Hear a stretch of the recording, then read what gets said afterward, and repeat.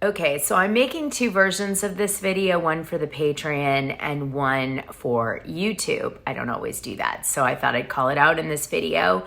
By the way, you guys, thank you for supporting me within the Patreon, because without the Patreon, there is no YouTube channel. And for my YouTube only fans, like, subscribe, and hit that notification button. I really appreciate your support. It gives me life and helps me keep wanting to do this to get that kind of support, right? It's hard to do it when like nobody loves you. It's freezing here in Florida. It is 50 degrees. Last night it was 30 degrees. I was like, is it gonna snow? What is happening? I know I keep talking about the weather on my YouTube, but I can't help it. I feel like the planet is just, what is it doing? What's happening? Okay, so the first part of this video is going to be some gossip a Patreon shared with me when he ran into Teresa and Louis Ruelas at the airport. He sent some pictures to me. I'm not going to share the pictures in here, but he then also gave me some insight into some things that he witnessed, and I'm going to share that with you. And then the second part of this video, I'm going to share some gossip that was pretty shocking I was sent about Louis Ruelas' past.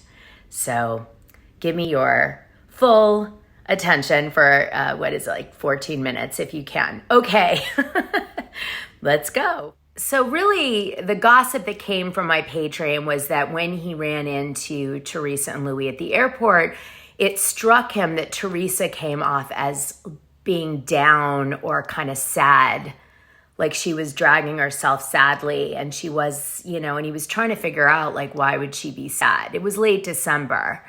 And Louis Ruelas was just being very serious. So that was really kind of interesting. And then he had a theory that it may have to do with the fact that TMZ interviewed Teresa at the airport about her stint in prison.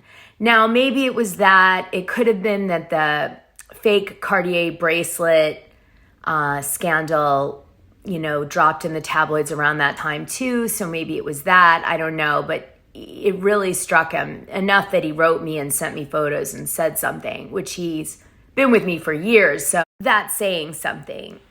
All right, so here's my Patreon, by the way, and he told me that I could tell you guys that he's single. So you guys could email me if anyone's interested. I think he's into men. So just saying. Okay, so there he is. And you can see in the background of him is Teresa. That's her long brown hair at LAX. Okay, so here's Teresa talking to someone on her phone, and she's now facing him so you can see her better. And here's Louis Ruelas. He doesn't look very happy. He's walking, you see him walking. Okay. All right. So these are the pictures that this Patreon sent me so he could prove that he really saw them at the airport, and they were looking glum. Anyway, I asked him, do you think they had a fight, or what do you think happened? And he really seemed to believe it had to do with the TMZ interview. So let me play it for you guys so you can see what you think, and then I'm gonna share with you the gossip I was sent about Louis Ruelas' past. More than 10 years, likely, in prison. What advice would you have for them going into prison as, say, celebrities, you know, for fraud? I would say, or for tax evasion or whatever. That I wrote is standing strong, so stand strong. Stand strong for their family, and, you know, manifest while being in prison what they want when they come out, and just to be strong for their children. How hard is that going to be for them to be strong, you know, seeing their kids grow up and maybe get married and have kids and all sorts of stuff while they're in prison? How hard is that going to be for them? It's going to be very hard, but they have to, you know, they have to make the best of it, and they have to stand strong for their family and stay connected to their children and make it work. Would you advise the children to go see them when they're in prison? Oh, of course. My children came every week. Okay. Every week. And that part is important to kind of keep them going. Yes. Write letters, send photos. I mean, and the thing is, like, my children were young, but that's the thing, you know, based on their schedule, at least go once a month. You know, they have to, like, you know, always keep connected, keep their family connected, keep, you know, stand strong together. Look, the one thing I always think about, if I went to prison, I would have have a hard time with the food because I like to eat. I eat quality food. You eat quality food. How do you get used to the food in prison? You just do. You just do. And I have to say, where I was, the food wasn't so bad. It wasn't so bad. And I cooked there when I was there also. Oh, and you cooked? Yeah, because I cooked. You chose to be in the kitchen, or? Yes, I chose to be there. Because you knew what you were eating if you were in the kitchen. Yes, exactly. But they Would were, you- everyone that, where I was, the inmates were the cooks. Yeah. So they all did a good Would you job. recommend that to them too, to kind of like take up work in prison, whether it's in the laundry room or in the kitchen or what have you? I guess, you know what, when they get there, whatever fits for them, that's what they're going to do. But that helped you pass the time.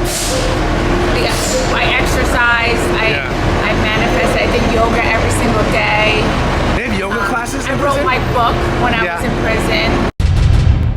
Wait, he speculated that maybe that TMZ interview might have happened before, and talking about prison like got her upset. Or, like I said, there could have been a few reasons for it, but I thought I would share that with you. Now, right after I got sent this, I got sent this gossip, which was not sent to me anonymous. It came from a gentleman named David Brill, and he actually sent his phone number and everything. And I found out that Louis Ruelas has relationships with a bunch of different guys that have been indicted. Now, I knew he had relationships with the Weird Warrior guy and another guy that got indicted, but these was like a whole new batch of people he knew, allegedly, that were indicted, which is like strange to have all these people indicted in these fraud schemes all over the country, Canada, Colorado, Florida, and I don't know. So, I mean, I'm not saying birds of a feather flock together, but here it is, the gossip I was sent. I was Louis's first employer back when I was 19. I hired him out of sympathy and he turned my company upside down. Please warn his new wife that he is a con artist and a woman abuser. She needs to get out soon or he will go after her daughters and the friends. He milked me for over 600 grand, stealing money with him and his brother. He abused women on a daily basis, and please warn them.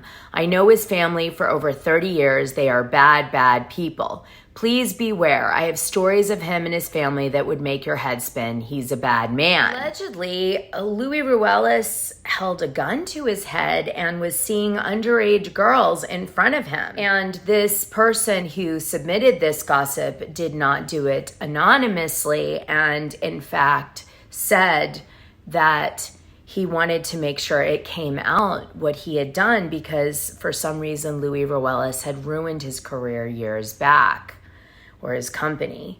So that's his reason for releasing this intel. So you could argue that this gentleman is disgruntled, certainly, and so maybe that some of this is exaggerated, or you could argue that this guy is, highly motivated to get the truth out. Now, I considered reaching out to him to come on my show, but as I understand, he's an older gentleman because this happened some 30 years ago. So there's some gossip that I need to tell you, which is someone I know called him and found out that he really believes that Louis Ruelas is into underage girls and that he was worried for Teresa's daughters. Now, let me just remind you of something said at the BravoCon 2022 panel. She had chimed in, she adores her stepfather. She asserted he treats her and her sisters, Gabriella, Melania, and Adriana, like they are his own. He does everything for me. I went on a Europe trip literally this summer with my sister Gabriella, and Louis pursued the entire thing. What did she mean by pursued? It was the best experience of my life, and he really does the world for us, said the 22-year-old. So one of my worries is that Louis is into Teresa, but could he also be, and I hate to say this even out loud, but based on the gossip that I was sent, I'm like, does he also think the daughters are attractive? And maybe there's something not like they don't realize it, but to him there may be something more there. And I just, especially then with the Cartier bracelets, and I don't know. It's awful to think about, and I'm definitely keeping this in the Patreon, but I just wanted to share this with you based on the gossip, and I hope this isn't true. I really, really do, but I would be, it would be almost negligent at this point for me not to share this gossip because it's now come up several times with several different people as something that's linked to him. Okay, I'll leave it there. Let's just hope no more fake Cartier bracelet things happen, with Louis Ruelas. There's already so much, speculation around his intentions with Teresa's daughters and Teresa, and that I just really would love to see no more scandals around him happening. One thing's for sure, there is so much smoke around Louis Ruelas. The question is there fire? Let me play you something that Teresa said on her podcast, Namaste Bitches. Love the podcast. Here is a sound bite that I thought you might not want to miss. Oh, no. Listen, I didn't even cry in the court. When I got sentenced, I didn't even cry because I know in my heart I didn't do anything. And I thought I was not going to jail. Like, I really thought I was not going to jail. Like, I was like, this is a joke. Like, this is literally a joke. Like, and then when, I don't even know whatever the judge said, like her wording, I didn't even understand what, like, because she was talking so fast. And then I was like, what did she just say? So, and then I missed when she even like said it. And then I asked my lawyer and I'm like, did she just say I was going to jail? And he's like, yeah. I'm like, what? Oh my God. And then I was just like, That's bonkers. I'm like, this system is so up. Like, I'm like, it's just so crazy. And I guess because I was in the public eye, but I swear, I really in my heart, because I know I didn't do anything. And I was just like, now, to be fair, I agree the Justice Department needs serious reform, okay? There's no question there needs to be better checks and balance system, and it's a business and it needs to be looked at, and I do think it needs some reform, okay? But that said, and obviously the prosecutors do seek out celebrities to set an example to the rest of the world because they have a tendency to get more press when they do something wrong, and then you learn, don't do that or you're going to get a lot of time, and you won't do it and the world won't do it, right? It's setting an example. But that said, this is why Teresa got jail. She was supposed to only get probation and no jail. According to Judge Esther Salas, who was presiding over the case at the U.S. District Court in Newark, Teresa and Joe were supposed to complete probation reports listing their assets and specific financial information and bring them to court. However, the judge said there was still missing items adding up to no small sum of $75,000. As a result, Salas told Teresa, on one hand, I see you're a savvy businesswoman, but then you're going to tell me you don't know how to cooperate with probation? Full disclosure of your financial assets was a requirement. The lack of transparency, that's what offends the court. And then she gives her the 15-month punishment. Hear the judge, I can say it now, to hear the judge say things, that stuff that she heard on the show, that I guess my own family members were saying, to me was so heart-wrenching. Like, was so disgusting to me. What do you mean? The judge was coming at you saying this, and this because they heard from your family members that you had done things? Yeah, look, like she's like, yeah, the judge made comments. Like, yeah, if you read the transcript, like, based on the show, yeah, she was making comments. And I was just like, wow. I was just like, I can't even believe. And I remember, like my brother saying one thing, like, my sister always carries the latest designer bags and or something like that. And it's like, excuse me? Like, first of all, why? Yeah, it's just so crazy to me because now I'm rewatching everything. Watching it. Not, because this is the thing. I lived it. And yes, we had to write our blogs and, and then watch every season. No, I didn't. Yeah. From when my brother came on and Melissa came on the show, I did not watch the show. Right. Because it was just too hard for me. And first of all, I was a mom.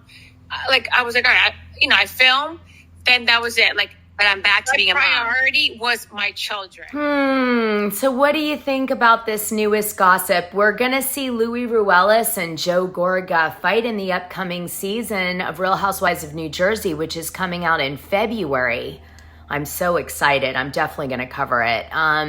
So, you know, what do you think? And what really struck me with this conversation was that she thinks her brother tried to make sure she got more punishment than she was supposed to get, like did his best to hurt her with the Justice Department. I mean, what kind of a sibling relationship is this? It's horrific. So anyway, I mean, Joe and Louis are going to have the big fight. Teresa is no longer speaking to Joe. Joe keeps saying he'd be open to talking to her, and Teresa's like, I want nothing to do with you. I don't blame her. They have a totally dysfunctional relationship. So I think you guys probably have figured out what parts were Patreon only in here. But anyway, the other video is kind of different. So the one on the public YouTube. Okay, so I just wanted to say I really hope you guys are interested in liking my origin Dana Wilkie deep dive story. Many of you guys had asked me to do it in chronological order. So I'm delivering that content to you guys now. We've had a few hurdles with some guests. I don't know. I'm definitely being blocked. Like, I actually had a guest that was amazing for the show. You would have died. And she said yes. And like 5 minutes before the interview, she canceled. And then she made an excuse that she'd like to come on maybe in 6 months. It was so weird. So there's something happening, but I don't know what. Like, someone is like speaking to celebrities, even non-Bravo people, and saying, don't go on the show. It's like an attack. I can't explain it. Anyway, I'm going to keep, pushing forward and just doing the gossip the way we do and doing the deep dive. And eventually these celebrities will come around. I don't know why, or the person that's attacking more, the many people who are attacking me will lose interest and they'll go on and we'll get them eventually. But it's shocking. Like, how much of a threat am I to people? It's so weird. Like, people really don't want me to succeed. It's the strangest thing. Me, I'm so nice.